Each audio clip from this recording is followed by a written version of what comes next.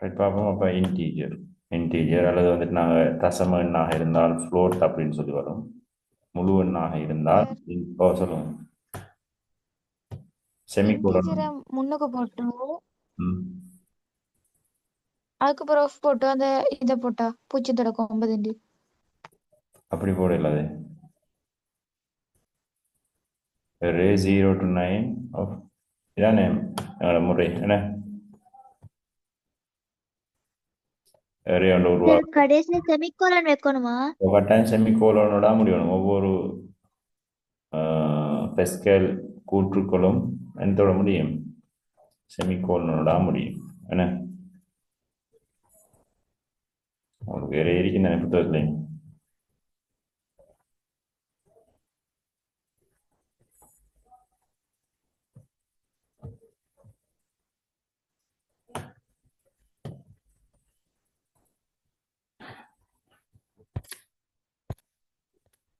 இருக்கேன், புக்கில் பாருங்க. அதுதான் முறை. சரிதானே? ரைட். இங்கே தான் வரணும். அரே 0 to 9 ஆஃப் இன்டீஜர் தான் இன்னைக்கு வரும். இங்கே டேட்டா டைப் பண்ணி தேவையான மாதிரி போட்டுக்கொள்ளலாம். தரவுத்தளத்தின் டேட் ஆஃப் பர்த் எனும் புலத்திற்கு பொருத்தமான தரவு வகை என்ன?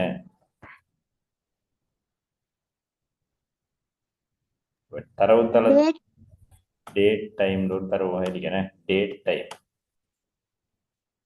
டேட் அல்லது டைம் ஒரு தரவு வகை இருக்கு. இப்போ டேட்டுக்கு டைமுக்கு ஏதாவது நீங்கள் டேட் ஆஃப் பர்த் இருக்கலாம் அல்லது நேரம் இருக்கலாம். அது எல்லாத்துக்குமே டேட் டைம் தான் வரும். வேற என்ன தரவு வகை இருக்கு டேட்டா பேஸில்? Number, Boolean. நம்பர் நம்பர் தரவு வகையில் அதாவது நியூமரிக் டேட்டா டைப்னு சொல்லுவோம். அதில் தான் எங்களுக்கு இன்டீஜரும் இருக்குது, ரியலும் இருக்குது. தானே ரியல் தசம எண்களுக்கு நாங்கள் எங்கே பார்ப்போம்? ரியல்னு சொல்லி. முழு எண்களுக்கு இன்டீஜர் பார்ப்போம். என்ன பூலியன் இருக்குது. பூலியன் சொன்னால் எஸ் ஓ நோ அல்லது வந்து ட்ரூ ஓ ஃபால்ஸ், 0 1க்கு நாங்கள் பூலியன் பார்ப்போம். அடுத்து கரன்சி இருக்குது. என்ன டாலர், ருபீஸ் அது வர்றது கரன்சி இருக்குது. டேட் டைம்னு சொல்லி இருக்குது. சரிதானே? அடுத்து ஸ்ட்ரிங் இருக்குது. தானே ஸ்ட்ரிங்கும் இருக்குது. ரைட். இப்படியான தரவு வகைகள் டேட்டா பேஸில் இருக்குது. 9வது யூனிட்ல கொஞ்சம் பாருங்க டேட்டா பேஸ் பாடம். ஓ கொஞ்சம் சொல்லுங்களே. ஸ்ட்ரிங்ன்றது நம்பர்னா உங்களுக்கு தெரியும் தானே? நம்பர் ஓகே தான். நம்பர்னா நம்பர் மட்டும் வரும். முழு எண்ணாக இருந்தால் இன்டிஜர், தசம் வந்தால் ரியல் அப்படின்னு சொல்லி வரும். ஸ்ட்ரிங்ன்றது வந்துட்டு எல்லாமே கலந்து வரையிடும். அதாவது நம்பரும் இருக்கலும், அதில் எழுத்துகள் இருக்கலும். இப்போ பெயர்ந்து வரலாம். ஐடென்டி நம்பர் வியோடு சேர்ந்து வந்தால் அது ஸ்ட்ரிங் ஆகிடும். நம்பரும் ஒரு வியும் கலந்து வருது.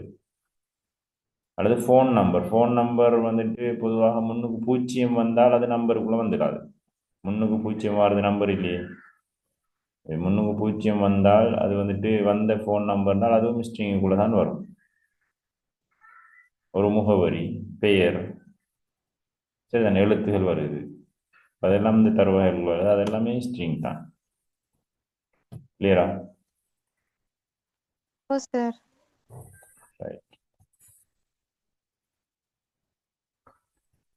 ரைட். 9வது கேள்வி பாருங்க. நிரல் ஏயில் உள்ள சொற்றொடருக்கு பொருத்தமான உதாரணத்தை நிரல் பியிலிருந்து தெரிவு செய்யட்டான். முகில் கனிமையின் சேவை ஒன்று தரப்பட்டிருக்கு. எது பிக்கு என்ன வரும்? பாஸ். வேற என்ன சேவை இருக்குது? ஐயா சந்திக்கா ஐயா அடுத்து sauce. software as a service, infrastructure as a service, platform as a service. என்ன அடுத்து செய்நிரலாக்க மொழி ஒன்றிக்கலாம். HTML வந்து செய்நிரலாக்க மொழி இல்லை. சரிதானே? HTML வந்துட்டு ஒரு மார்க்அப் லாங்குவேஜ்னு சொல்லுவோம். இது வந்துட்டு செய்நிரலாக்க மொழி இல்லை, ப்ரோக்ராமிங் லாங்குவேஜ் இல்லை. சரிதானே? மார்க்அப் லாங்குவேஜ் தான். ப்ரோக்ராமிங் லாங்குவேஜ் செய்நிரலாக்க மொழி பஸ்கல், பைத்தன், சரிதானே, ஜாவா, சி, சி++ சொல்லியிருக்கு. அதுதான் செய்நிரலாக்க மொழி. இஃப் எல்ஸ் ஃபோர் சரி லூப் கண்டிஷன் இதெல்லாம் வந்தால் தான் செய்நிரலாக்க முடியும். HTML நிபந்தனைகள் வாரதும் இல்லை, லூப் வாரதும் இல்லை. அப்போ அது வந்துட்டு ஒரு செய்நிரலாக்க மொழி இல்லை.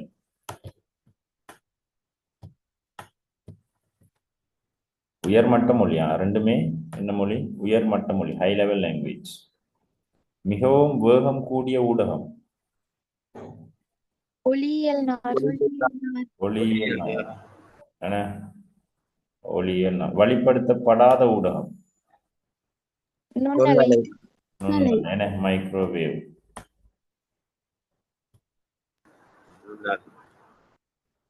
ரைட். உமக்கு 5 கணனிகளும் தேவையான வலையமைப்பு வடங்களும் மாத்திரம் கிடைக்குது. அவை 5 கம்ப்யூட்டர் இருக்கு, வயர் இருக்குது, அவ்வளவுதான் இருக்கு.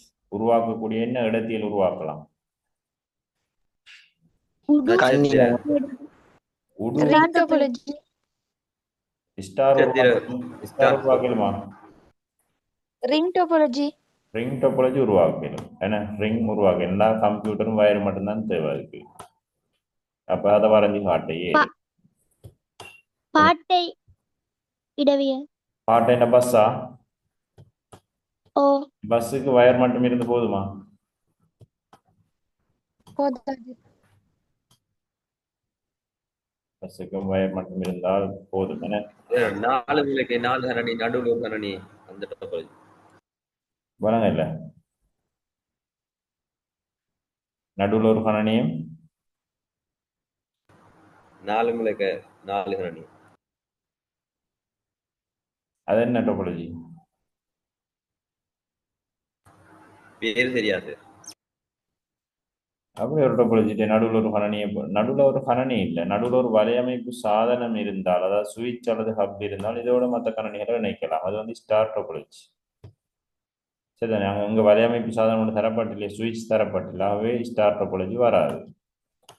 இதை மெஷ் டோபாலஜி வேணும்னா உருவாக்கவும் மேலும் உங்களுக்கு மெஷ் டோபாலஜி உருவாக்குறேன்டா வயரும் கம்ப்யூட்டர் மட்டும் இருந்தால் போதும் தானே? போதாதா? போதும். அப்போ 5 கணனிகளுக்கான மெஷ் டோபாலஜி வரைஞ்சி காட்டவும் மேலும் உங்களுக்கு. மெஷ் டோபாலஜினால் எல்லா கணனிகளும் என்ன செய்யப்படணும்? இணைக்க பற்றிக்கணும். மெஷ் டோபாலஜி வார 5 வடிவத்தில் நீங்க சக்தி வேணும்.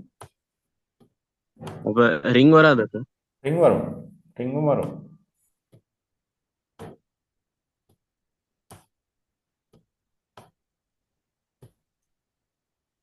அதாவது ஒவ்வொரு கணனிலேருந்தும் 4 வயர் போகிற மாதிரி இருக்கும். 4 வயர் போகணும். சரிதானே?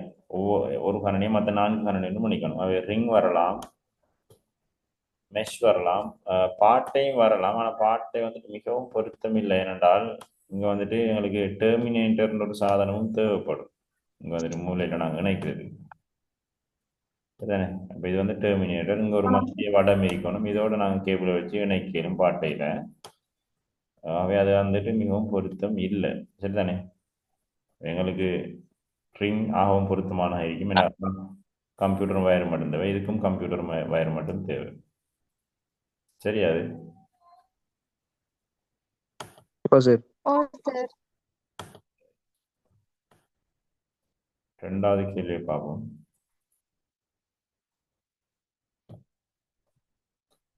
கணனியை உரிய முறையில் பயன்படுத்துவதால் ஏற்படக்கூடிய பாதிப்புகளுக்கான உரிய பதங்களை பட்டியலிருந்து தெரிவு செய்யலாம்.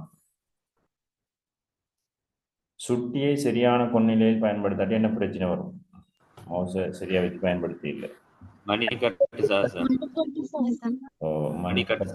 சகசம் வரும். சரிதானே? அவை ஏ வந்து அப்படின்னா என்ன சார்? மணிக்கட்டு சகசம் என்றால் மணிக்கட்டுல எங்களுக்கு என்ன செய்யுது? வருத்தம் வாருது, பிரச்சனை வாருது. கையில மணிக்கட்டு. சரிதானே? ரைட். மவுஸோட சம்பந்தப்பட்டது கை தானே? அந்த கையில இதுல தான் வருத்தம் வரும். மவுஸ் கீபோர்டுகள் சரிதானே? அதுகளை நாங்கள் சரியான இடத்துல உயரத்தில் வச்சு பயன்படுத்துகிறோம், அல்லது கீழே வச்சு பயன்படுத்துகிறோம். என்ன அப்போ பொருத்தமான எங்களுக்கு இடத்துல வச்சு பயன்படுத்தாட்டி கீபோர்ட் மவுஸில் அது வந்துட்டு கையில் தானே அந்த மணிக்கட்டில் பிரச்சனை வரும். அதான் மணிக்கட்டு சகசம். நீண்ட நேரம் திரையை மிக அண்மையில் வச்சு பாவிக்கிறோம். பார்வை சாகசம் வரும். பார்வை சாசம். பார்வையில தான் பிரச்சனை வரும். பாதங்கள் நிலத்தில் முட்டாமல் இருத்தல். தொங்க போட்டுட்டு இருக்கிறோம் காலை கீழே வைக்காம. தசை வன்கூட்டு பிரச்சனை. தசை வன்கூட்டு தசை வன்கூட்டு பிரச்சனை. தசை வன்கூட்டு பிரச்சனைகள் தான் அதுக்கு வரும். சரிதானே? சி. நிமிர்ந்து முதுகெலும்ப நிலை குத்திரிக்காம வளைஞ்சிருக்கும். முதுகு வலி. முதுகு வலி வலி. என்ன? முதுகு வலி வரும். முதுகுவலி.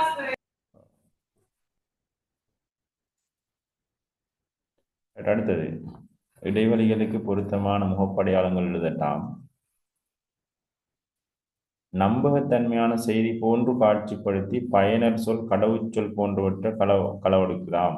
அதுக்கு நாங்கள் என்ன சொல்லுவோம்? Fishing. ஃபிஷிங் அப்படின்னு சொல்லுவோம். ஒரு நம்பகத்தன்மையான ஒரு செய்தியை போல தான் எங்களுக்கு தெரியும். வரக்குள்ள ஒரு இமெயில் ஒன்று வரும், ஒரு நல்ல இமெயில் மாதிரி இருக்கும். கிளிக் பண்ணின உடனே என்ன நடக்கும்? எங்களோட அக்கௌண்ட்டுகளோட யூசர் நேம் பாஸ்வேர்ட், என்ன ஃபேஸ்புக்கில் யூசர் நேம் பாஸ்வேர்ட், வேறு அக்கௌண்ட்டோட யூசர் நேம் பாஸ்வேர்ட், அல்லது வந்துட்டு எங்களோட அக்கௌண்ட் டீட்டெயில்ஸ்கள், நாங்கள் வந்துட்டு ஆன்லைன் பேமெண்ட் செஞ்சுருந்தோம், அந்த அக்கௌண்ட் டீட்டெயில்ஸ்கள் எல்லாம் திருடப்படும் அந்த செய்தியை நாங்கள் கிளிக் பண்ணும்போது. அப்படியான விஷயத்தை நாங்கள் சொல்லுவோம் ஃபிஷிங், வழிப்பறி, அல்லது வந்துட்டு களவுன்னு சொல்லுவோம். மேலும் ஃபிஷிங், வழிப்பறின்னு சொல்லி பொதுவாக சொல்லுவோம். சரியா?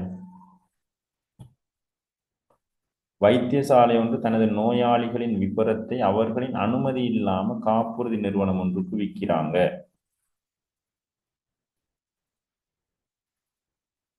அது என்ன விஷயம்? தனியுரிமை மீறல். அதை நான் சொன்னேன், பிரைவசி. ஒரு ஆளோட அனுமதி இல்லாம அவரோட தகவல்களை நாங்கள் என்ன செய்யலாது, இன்னொரு இடத்துல ஷேர் பண்ணவோ கொடுக்கவோ இயலாது. வைத்தியசாலையில் அவங்க நோய் விபரம்பதெல்லாம் எடுக்கிறாங்க. என்ன நோயாளிகள்கிட்ட உங்களுக்கு என்னென்ன நோய் இருக்கின்ற விவரம் அவங்கள்ட்ட இருக்கு. அந்த நோயாளிகள்கிட்ட அனுமதி இல்லாமல் அவங்களுக்கு அதை விற்க இயலாது. அது ஒரு டேட்டா தானே. காப்புறுதி நிறுவனத்துக்கு விற்றால், இவனுக்கு கேன்சர் இருக்குன்னு சொல்லி காப்புறுதி நிறுவனத்துக்கு கொடுத்தா அவன் போவான், நீ இன்சூரன்ஸ் பண்ணிக்கன்னு சொல்லிட்டு போவான். ஏன்னா அப்போ அந்த நிறுவனங்கள் அந்த வைத்தியசாலையில் நோய் விவரங்கள் எல்லாம் எடுக்கிறாங்க. எடுத்து என்ன செய்கிறாங்க, அவங்கள நாடி இன்சூரன்ஸை போட்டுக்கொள்ள பார்ப்பாங்க. அப்போ அப்படி விற்றால் அது வந்து பிரைவசி, தனி உரிமை மீறல். பட் அடுத்தது, கணனியில் நச்சு நிரல் தொற்றுக்கு இடமளித்தல் மற்றும் பாதிப்பை ஏற்படுத்தக்கூடிய மென்பொருளாக காணப்படுவது.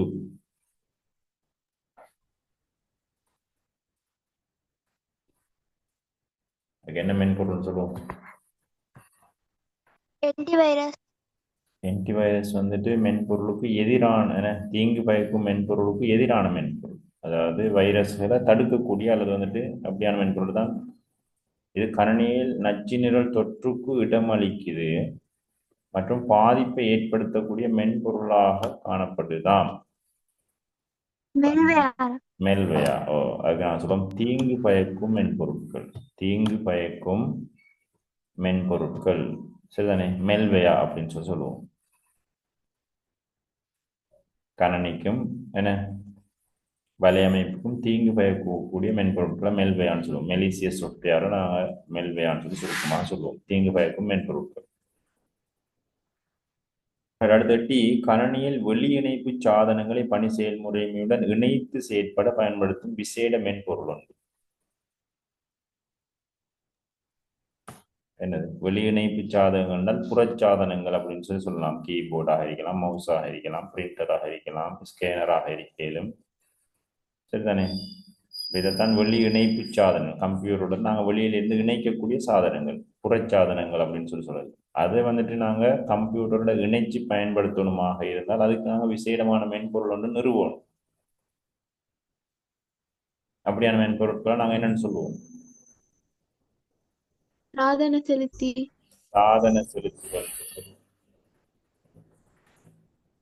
சாதன செலுத்திகள், டிவைஸ் டிரைவர் அப்படின்னு சொல்லுவோம். சாதன செலுத்திகள், டிவைஸ் டிரைவர், சரிதானே?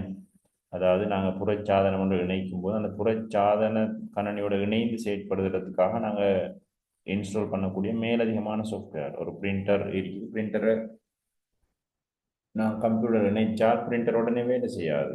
அந்த பிரிண்டரில் சாஃப்ட்வேர் உண்டு, அதுக்கு விசேடமான மென்பொருளோடு நாங்கள் என்ன சொல்லணும், இன்ஸ்டால் பண்ணணும். இன்ஸ்டால் பண்ணால் தான் அந்த பிரிண்டர் வேலை செய்யும். அப்படியான சொல்லணும் சாதன செலுத்திகள். அதுக்கு நான் சொல்றேன் தற்கால பணி செயல்முறைமைகள் சாதன செலுத்தி மென்பொருட்களை என்ன செய்யலாம், தானாக நிறுவிக்கொள்ளுதாம். அப்படி தானாக நிறுவிக்கொள்ளக்கூடிய முறைமையை நாங்கள் என்னன்னு சொல்லுவோம், தற்கால நவீன பணி செயல்முறைமைகள்ல சாதன செலுத்தி மென்பொருட்கள் தானாக நிறுவிக்கொள்ளப்படுதான். இப்போ நாங்கள் வந்துட்டு பென் டிரைவ் ஒன்று அடிக்கிறோம். பென் டிரைவ் அடித்தால் அதுவும் வந்துட்டு என்ன ஒரு ஒளி இணைப்பு சாதனம் தானே. பென் டிரைவ் பயன்படுத்துறதுக்காக வேறு யாரும் சாஃப்ட்வேர் ஒன்று டவுன்லோட் பண்ணுறோமா நம்ம இல்லையே. பென் டிரைவ் தானாக தண்ணியக்க சாதனைகளா? இல்லை, பென் டிரைவ் தானாக வேலை செய்யுது. அப்போ வந்து பென் டிரைவுக்கான டிரைவர் சாஃப்ட்வேர் தானாக இன்ஸ்டால் பண்ணப்படுது அந்த கணனியில். அப்படி தானாக இன்ஸ்டால் பண்ணப்படுறது நான் சொல்லுவோம் plug and play. plug and play நாங்கள் வந்துட்டு வெளி இணைப்பு சாதனத்தை இணைச்ச உடனே அது வந்து தானாக இயங்குது. அதுக்கு நாங்கள் சாதன செலுத்தி ஒன்று இணைக்க இல்லை. அப்போ சாதன செலுத்திகள் தானாக நிறுவிக்கொள்ளப்படக்கூடிய அந்த முறையை நான் சொன்னோம் plug and play. அப்போ எல்லா சாதனத்துக்கும் plug and play நடக்காது. சில சாதனங்களுக்கு நாங்கள் சாதன செலுத்திகள் இன்ஸ்டால் பண்ணித்தான் ஆகணும். என்ன சாதன செலுத்தி மென்பொருட்கள் என்ன வகையான மென்பொருளுக்குள்ள வரும், நான் ஏற்கனவே சொல்லியிருக்கேன். என்ன மென்பொருள், என்ன வகையான மென்பொருளுக்குள்ள வரும்?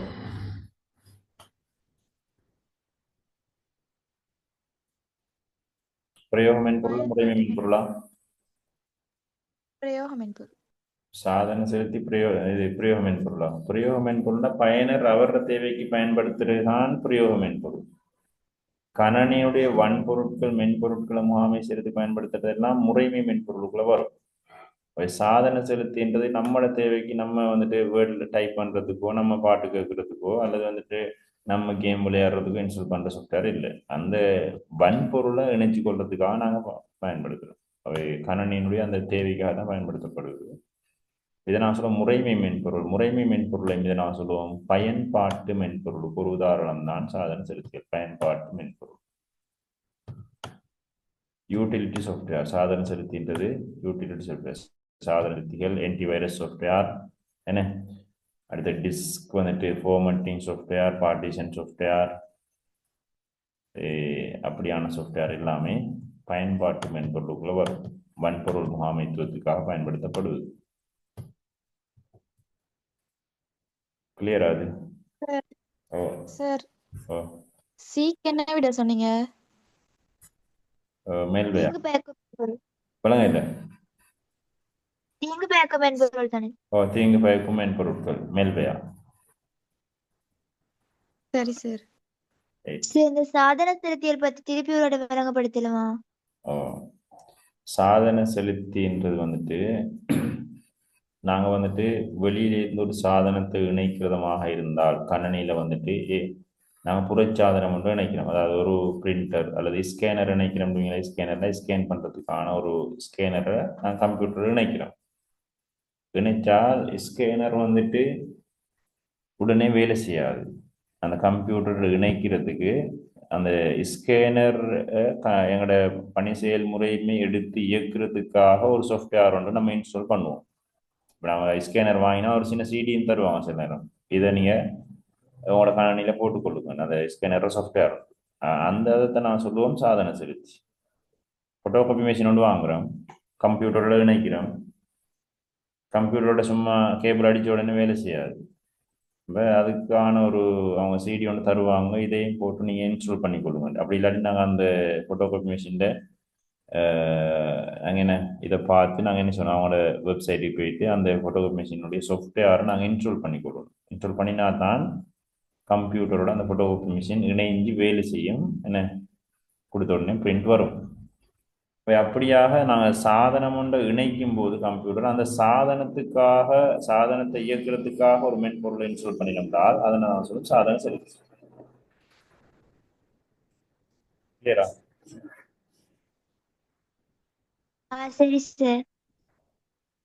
சில சாதனங்களை இணைக்கும் போது நாங்கள் என்ன செய்ய தேவையில்லை, சாதன செலுத்திகள் இன்ஸ்டால் பண்ணாம தானாக அந்த என்ன செய்யுது சில சாதனங்கள் இயங்குது என்ன அப்படியாக இயங்குறது நிலைமை தான் நாங்கள் சொல்லுவோம் ப்ளக் அண்ட் ப்ளே அப்படின்னு சொல்லுவோம். அப்போ அவங்க ப்ளக் அண்ட் ப்ளே என்றால் அவங்களுக்கு நாங்கள் வேறையாக சாதனம் செலுத்தி வந்து இன்ஸ்டால் பண்ண வேண்டிய அவசியம் இல்லை. பணி செயல்முறையுமே அதை தானாக நிறுவிக்கொண்டு வேலை செய்ய வைக்குது. கிளியரா? சரி சார். ரைட். அடுத்தது பாருங்க, இணையத்தில் உள்ள வளங்களை தனித்துவமாக அடையாளப்படுத்த பயன்படுத்தப்படுவது.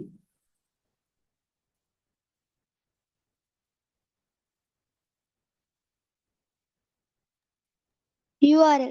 URL. இணையத்தில் உள்ள வளம்ன்றது ரிசோர்ஸ். ஏன்னா நான் சொல்லுவோம் இணையத்தில் உள்ள நிறைய வளங்கள் இருக்கின்றால் ரிசோர்ஸ் இருக்குது. PDF இருக்கலாம், வீடியோ இருக்கலாம், சரிதானே, டெக்ஸ்ட் இருக்கலாம், அல்லது ஆடியோ இருக்கலாம். இதெல்லாம் வளம். நாங்கள் பார்த்தோம் URL வந்து கடைசி பகுதியாக வரும். ஏன்னா URL-இன் பகுதியில் பார்த்தோம் தானே, அதெல்லாம் வளம் இருக்கு.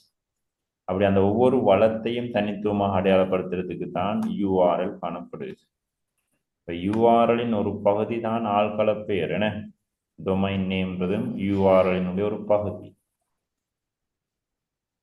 ஐபி முகவரி உங்களுக்கு தெரியும், இணையத்தில் உள்ள ஒவ்வொரு கணனியையும் தனித்துவமாக அடையாளப்படுத்துறதுக்கு பயன்படுத்தக்கூடிய ஒரு முகவரி தான் ஐபி முகவரி. ஐபி முகவரியை URL-க்கு மாற்றவுமே என்ன, ஐபி முகவரியை URL-ஆக அல்லது ஆள்கள பெயராக மாற்றக்கூடிய ஆள் தான் யாரு? DNS server. அடுத்தது, இலவச திறந்த மூல இணைய படைப்பாக்க கருவியாக அமைவது. Adobe Dreamweaver. Adobe Dreamweaverன்றது ஒரு இணைய படைப்பாக்க கருவி தான். Composer. கம்போசர். என்ன நான் சொல்லி பொதுவாக Adobe நிறுவனம் சார் Block Phone எல்லாம் வரும் தானே? Block Phone எல்லாம் வரும் தானே? ஓ, அதில் உங்களுக்கு 3 தந்திருக்கேனே, composer, GK editor. GK editor அப்படின்னு சொல்லி 3 தரப்பட்டிருக்கு. உங்களுக்கு ஃப்ரீ ஆனது. இப்போ அதுபோல் தான் இலவச திறந்த மூல இணைய. என்ன இணைய படைப்பாக்க கருவிண்டா?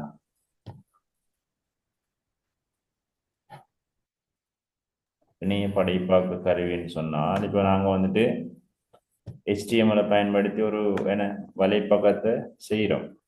அப்போ இதுக்கு வந்துட்டு நாங்கள் கோடிங் வந்துட்டு ஆரம்பத்துலேருந்து இறுதி வர HTML ஆரம்ப டெக்ல இருந்து கடைசி வரைக்கும் எல்லாமே எழுதினால்தான் செய்யலாம். என்ன என்ன ரைட். அப்போ அது வந்துட்டு நாங்கள் ஆரம்பத்துலேருந்து இறுதி வரைக்கும் எல்லா கோடிங்கும் எழுதணும், ஏன்னா எழுதி செய்யணும். அப்போ அதுதான் நாங்கள் சாதாரண எடிட்டர் அப்படின்னு சொல்லுவோம். சாதாரண எடிட்டர் நோட் பேட் அல்லது நோட் பேட் ++-ஐ பயன்படுத்தி நாங்கள் அப்படி செய்யும் போது சாதாரண எடிட்டர் HTML எடிட்டர்களை பயன்படுத்தினால் அவ்வளவும் செய்யணும். இந்த இணைய படைப்பாக்க கருவிகள்ன்றது வந்துட்டு எங்களுக்கு நாங்கள் இலகுவாக உருவாக்குறதுக்கு, நாங்கள் ஆரம்ப பதிப்பெல்லாம் கோடிங் எல்லாம் இலகுவாக என்ன செய்யப்படும். நாங்கள் என்ன செய்யலும், இமேஜ்னால் இமேஜ் எல்லாம் ஃபுல்லாக நாங்கள் கோடிங் டைப் பண்ண வேண்டிய அவசியம் இல்லை. இமேஜுக்கான ஐக்கன்றையும் கிளிக் பண்ணால் IMG SRC எல்லாம் அங்கே வந்துடும் உடனடியாக இலகுவாக. ஓ, இது எந்த படத்துல இது HTML பாடத்துல தான் இருக்குது, கடைசி பாடம். சரி சார். உங்களோட கடைசி இல்லை, கடைசிக்கு முந்தைய பாடம் இந்த 5வது யூனிட் இருக்குது 11ஆம் ஆண்டு. என்ன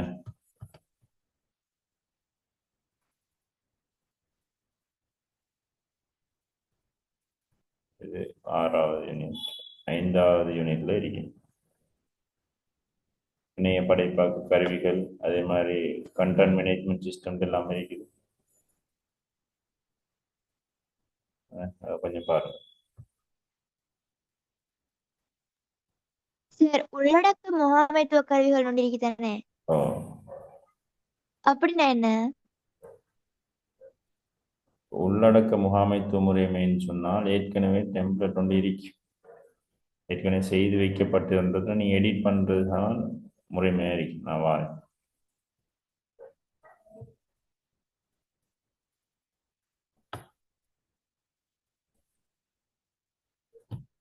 இதிலெல்லாம் நீங்கள் HTML நாங்கள் படிக்கிறது வந்துட்டு நாங்கள் ஆரம்ப எடிட்டரை பயன்படுத்தி தான் செய்வோம். என்ன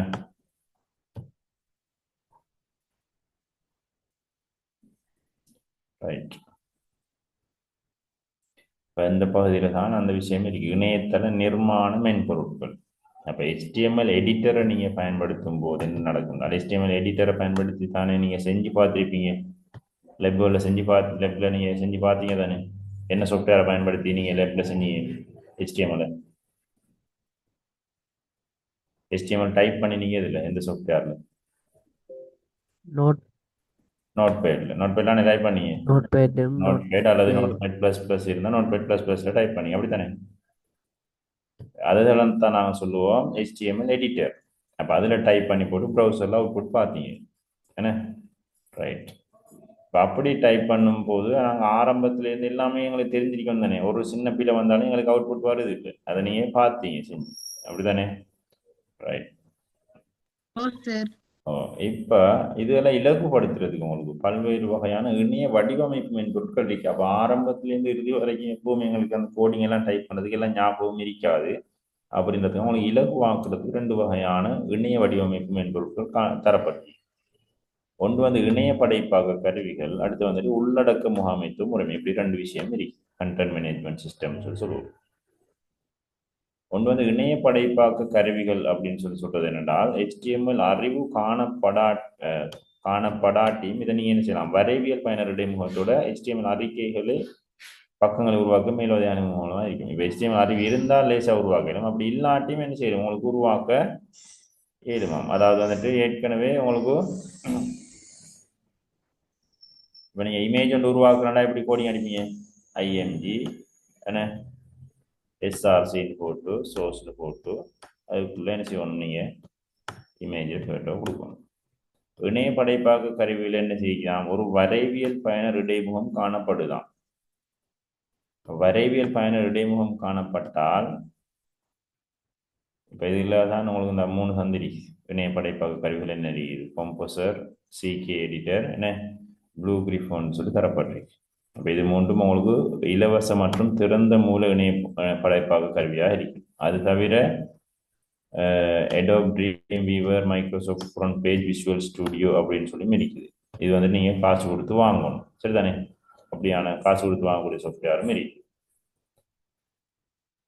இதில் வந்துட்டு நீங்கள் வந்துட்டு ஏற்கனவே கோடிங் இருக்குன்னா HTML பொடியெல்லாம் நீங்கள் டைப் பண்ண தேவை, அதெல்லாம் கோடிங் உங்களுக்கு இருக்கும்.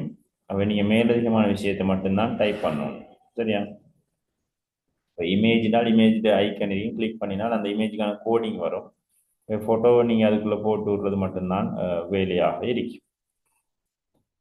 எவ்வாறு இலகுவாக டைப் பண்ணுறதுக்கு எங்களுக்கு HTML செஞ்சு கொள்றதுக்கு இலகுவானதாக இருக்கும். அங்கே பாருங்கள், இதில் வந்துட்டு உங்களுக்கு ஒரு கம்போசர் தரப்பட்டிருக்கு, சரிதானே? இங்கே பாருங்கள், அட்டவணையை நீங்கள் உருவாக்குறதாக இருந்தால் இங்கே நீங்கள் நோட்பேடில் செய்கிறதாக இருந்தால் டேபிள் போர்டர் எல்லாம் டைப் பண்ணணும். இங்கே அட்டவணையை உள்ளிடுறதுக்காக ஒரு ஐக்கனே தரப்பட்டிருக்கு, பயனருடைய முகமும். அட்டவணையை கிளிக் பண்ணினால் எங்களுக்கு இப்படி போட்டுக்கொள்ளையிடும். போட்டுக்கொண்டா எங்களுக்கு பக்கத்தில் HTML கோடிங்னு செய்யும், உருவாகும் அந்த அட்டவணைக்கான. போட்டு எங்களுக்கு இந்த அட்டவணைக்குள்ளேயே டைப் பண்ணினா அட்டவணை ஏற்கனவே உருவாகிடும். இதில் வேணுதிகமாக எங்களுக்கு கோடிங்கில் மாற்றம் செய்யறண்டாலும் மாற்றம் செய்யவும் மேலும். இங்கே வரைவியல் பயனர் இடைமுகத்தில் எங்களுக்கு அட்டவணையை உருவாக்கி டைப் பண்ணவும் மேலும். இந்த HTML அறிவு இருந்தால் HTML எடிட் பண்ணிக்கொள்ளவும் மேலும். HTML அறிவு இருந்தால் மேலதிகமாக விஷயங்களை செஞ்சு கொள்ளவும் மேலும். இந்த இமேஜுக்கு ஐக்கன் இருக்கு இருந்தால் எங்களுக்கு இமேஜ் என்ன செய்யலாம், இவரது இமேஜை நாங்கள் அப்லோட் பண்ணிக்கொள்ள இயலும் அந்த இடத்துக்கு. நாங்கள் எங்கள் இமேஜ் அப்லோட் பண்ணி அந்த நாங்கள் சென்டருக்கு நாங்கள் கொண்டு வந்து வைக்கும் போது இந்த HTML கோடு தானாக மாறும், சரிதானே? அப்போ இதில் வந்துட்டு எங்கே இருக்குது ப்ரீவியூண்டால் எங்களுக்கு அவுட்புட் இங்கே பார்க்க இயலும். சோர்ஸ் கோட்னால் எங்களுக்கு அந்த கோடிங்கை பார்க்க இயலும், HTML கோடிங்கும் வரும், சரிதானே? அப்போ நாங்கள் ப்ரீவியூவை பார்த்துட்டு கோடிங்கை எடிட் பண்ணவும் இயலும். இதுதான்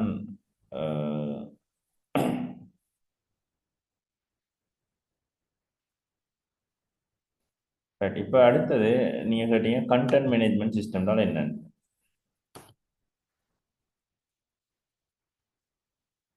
கண்டென்ட் மேனேஜ்மெண்ட் சிஸ்டம் தான் நாங்கள் ஏற்கனவே 2 வகையான இணையதளங்கள் இருக்குது தானே.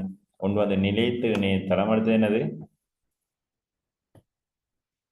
அது என்ன இணையதளம், இயங்குநிலை இணையதளம். என்ன HTML பயன்படுத்தி நாங்கள் உருவாக்குறது என்ன இணையதளமாக இருக்கும், நிலைத்த இணையதளமாக இருக்கும். அதே நேரம் PHP HTML இணைந்து ASP.NET அதே மாதிரி JSP இந்த லாங்குவேஜ்களை பயன்படுத்தி உருவாக்குறது இயங்கு நிலை இணையதளமாக இருக்கும். என்ன தானாக மாறக்கூடிய இணையதளங்களாக இருக்கும். இவ்வாறு இயங்கு நிலை இணையதளங்களை உருவாக்குறதுக்கான ஒரு என்ன வெப் ஓத்தரிங் டூல்ஸ் தான் கண்டென்ட் மேனேஜ்மெண்ட் சிஸ்டம் சொல்றது. இந்த உள்ளடக்க முகாமைத்துவ முறை ஒன்று உருவாக்கப்பட்டிருக்கிறது என்றால் உங்களுக்கு வந்துட்டு மாறக்கூடிய இணையதளங்களை உருவாக்குறதுக்கான ஒரு வெப் ஓத்தரிங் டூல்ஸ். இதில் ஏற்கனவே டெம்ப்ளேட்ஸ் ஒன்று இருக்கும், ஏற்கனவே உருவாக்கப்பட்ட இணையதளங்கள் இருக்கும். அதாவது இவற்றில் வந்துட்டு ஹெட்டிங் இருக்குது, இவற்றில் வந்துட்டு இப்படி உங்களுக்கு ஃபோட்டோஸ் போட்டு தரப்பட்டிருக்கு, இவ்வாறு உங்களுக்கு சப்டைட்டில் இருக்குது, இங்கே வந்துட்டு உங்களுக்கு இமேஜ் ஃபூட்டர் உண்டு, வேறு ஏதோ டைப் பண்ணியிருக்கு. அதில் நீங்கள் எடிட் பண்ணி மாற்றம் செய்கிறது மட்டும்தான் இங்கே வேலை இருக்கு. இங்கே ஒன்றும் பெருசாக வேலை ஒன்று இருக்காது. நீங்கள் ஸ்கூல் வெப்சைட்டுகள் அந்த தந்தாங்க ஜூம்லாவில் எல்லாம், ஜூம்லான்றதும் ஒரு கண்டென்ட் மேனேஜ்மெண்ட் சிஸ்டம் தான். அப்போ அதில் வந்துட்டு நீங்கள் அந்த என்ன இந்த ஃபோட்டோ இருந்தாலும் இங்கே வந்துட்டு ஹெட்டிங் அவங்க ஏற்கனவே வந்து இருக்கும் அந்த டெம்ப்ளேட்டில், அந்த ஹெட்டிங்கை மட்டும் மட்டும் மாற்றி விட்றதான். மாற்றி விட்டால் உங்களுக்கு வெப்சைட்டே உருவாக்கிறேன். இதில் பெருசாக என்ன HTML அறிவு ஒன்று தேவை இல்லை.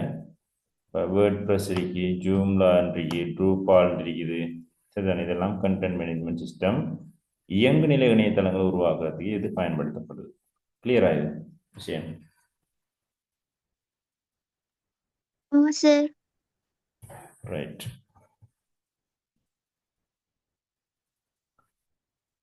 மூன்றாவது கேள்வி போகணும். மூணாவது கேள்வி எக்ஸல் கேள்வி. எக்ஸல்ல தரப்பட்டிருக்கு சேல்ஸ் டிரான்சாக்ஷன் தரப்பட்டிருக்கு, date, customer name, product name இருக்குது, அப்புறம் யூனிட் ப்ரைஸ் சாம்சங் ஒன்றோட விலை தரப்பட்டிருக்கு, 2 வாங்குறாராம், அப்படி எத்தனை வாங்குறாரு யூனிட்ஸ் தரப்பட்டிருக்குது, டோட்டல் என்ன, டிஸ்கவுண்ட் என்ன, அதில் நெட் ப்ரைஸ் என்ன அப்படின்னு சொல்லி தரப்பட்டிருக்கு. ஏன்னா டோட்டல் காண்றதாக இருந்தால் என்ன செய்யணும்? உண்மையிலே கேள்வி நான் கீழ்பாசிக்கையில் ஒரு யூனிட் ப்ரைஸ் 50,000 ரூபா, 2 யூனிட் வாங்கிருக்கேன், அப்போ டோட்டல் எவ்வளோ வரும்?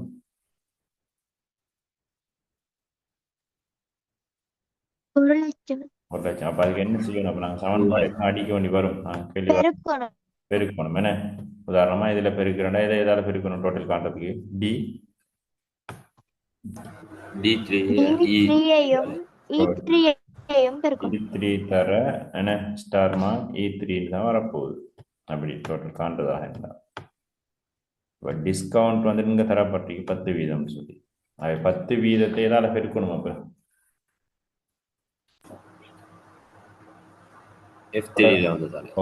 F3ஆல எதை பெருக்கணும்? B. இப்போ டிஸ்கவுண்ட் எப்படி வரும்? B9 கிளிக் பண்ணும்போது கட்டாயம் நாங்கள் டாலர் பாவிக்கணும், அப்படித்தானே? என்ன நாங்கள் இங்கே இழுக்க போகிறோம், இழுக்கும்போது B9 B10 ஆயிரும். இங்கே இழுக்கும்போது நான் டாலர் போடாட்டி, ஆகவே கட்டாயம் 9க்கு முன்னுக்கு டாலர் போடணும். ஆகவே தான் B9 எப்போவுமே மாறாமல் இருக்கும். ஆகவே F3 ஈக்குவல் F3 தர, அவை நாங்கள் வந்துட்டு நிரல் முற்றுரு போடலாம், நிறை முற்றுரு போடலாம். இங்கே கட்டாயம் என்ன போடணும்னால் நிரல் முற்றுரு போடணுமா நிறை முற்றுரு போடணுமா? கட்டாயம் போடணும். எதுக்கு முன்னுக்கு டாலர் போடணும்? கட்டாயம் கீழ் நோக்கி இழுக்கிறதாக இருந்தால் பிக்கு முன்னுக்கு போட வேண்டிய அவசியம் இல்லை. ஏன்னா 9க்கு முன்னுக்கு கட்டாயம் என்ன செய்யணும்? டாலர் போடணும், அப்படித்தானே? B $9 போடணும். அப்படி இல்லாட்டி நீங்கள் 2க்கு முன்னுக்குமே டாலர் போடுங்க, பிரச்சனை இல்லை. $B $9 எந்த பக்கம் இழுத்தாலும் மாறாது தானே, அப்போ பிரச்சனை முடியுது. 2க்கு முன்னுக்கும் டாலரை போட்டுவிடுவோம். $B $9. ரைட். நெட் ப்ரைஸ்னால் அப்போ டோட்டல்லேருந்து டிஸ்கவுண்ட் என்ன செய்யணும்? கழிக்கத்தானே வேணும். டோட்டல்லேருந்து டிஸ்கவுண்ட் கழிக்கணும். அவை F3 கழிக்கணும். G3 G3 கழித்து கொண்டால் சரி. அப்புறம் இங்கே நாங்கள் என்ன செய்யணும்? அவை அடுத்ததுக்கு எப்படி காண்றேன்னு கேட்டால் நீங்கள் என்ன செய்யணும்? இப்போ G3 மற்றதில் காண்றேன்டா G3 வலது மூலையில் ஒரு என்ன செய்யணும்? மவுஸ் வலது வலது புடிய வச்சு நிரப்பு பிடியை என்ன செய்யணும்? அழுத்தி கீழ் நோக்கி என்ன செய்யணும்? G7 களம் வரை இழுக்கணும். G7 கரம் வரை இழுக்கணும். ரைட், அந்த விஷயத்தை நீங்கள் எழுதணும். ரைட், பெரேரா கொள்வனவு செய்த பொருட்களின் மொத்த தொகையை F3 காண்பதற்கான சூத்திரம். பெரேராட மொத்த தொகை அது எழுதிட்டேன் தானே, D3 தர E3 சரி. அது சார் சம் கூட்டல் வேலையை மட்டும் தானே செய்யும்? கூட்டல் தான் செய்யும். சம்முக்குள்ள கழித்தல் பெருக்கல் செய்யலவா? சம்முக்குள்ள செய்ய இயலாது. நீ நேரடியாக எப்படி பெருக்கல் எழுதி விட்டால் சரி. உனச்சா அத கீழ்கிருக்க சரியான விட பிரதி ஆயிட்டு வருமா? இப்போ D3 தர E3ன்னு போட்டதை நாங்கள் எடுத்து வச்சு கீழே எழுத்தோம்டால் D3 வந்துட்டு D4 மாறும், E3 வந்துட்டு E4 மாறும். சரிக்கப்படும். சரியா? சரி சார். ஏனைய வாடிக்கையாளர்கள் கொள்வனவு செய்த பொருட்களின் மொத்த தொகையை காண்பதற்கான படிமுறையை எழுதுக. முதலாக என்ன செய்யணும்? சுட்டி எங்க கொண்டு போகணும்? F3 களத்தின் வலது பக்கம் கீழ்முலையை என்ன கொண்டு செல்ல. கீழ்முலையில் உள்ள என்ன நிரப்பு பிடியை அழுத்தி என்ன செய்யணும்? எது வரைக்கும் இழுக்கணும்? F7 வரை எழுத்தல் எழுதலாம். அப்படி இல்லாட்டி நாங்கள் F3 களத்தினை என்ன செய்து நகல் செய்து F7 வரை பிரதி செய்து அப்படின்னு எழுதுவோம். மேலும் நாங்கள் இதுதான் ஆகும் பொருத்தம் சரிதானே, இருக்கக்கூடிய கீழ் நோக்கி F7 வரைக்கும் இழுக்கிறது. வருட பிறப்பை முன்னிட்டு அனைத்து தயாரிப்புகளுக்கும் 10% விலைக்கழி வழங்கப்படுதாம். இது களம் B9 காட்சிப்படுத்தப்படுகிறது. எனின் அகிலன் கொள்வனவு செய்த LG தயாரிப்பு, அகிலன் தயாரித்த LG தயாரிப்பு என இங்கு வழங்கப்பட்ட விலைக்கழிவை F4 எழுதணும். அப்ப F4 எழுதுறால் விலைக்கழிவு அங்கு என்ன செய்யறாங்க?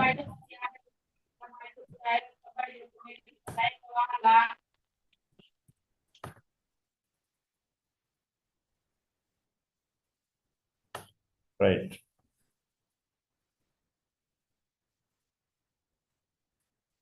அப்ப நாங்க அதுக்கு எழுதுறோம். அப்ப எப்படி வரும் சமன்பாடு? D4 தர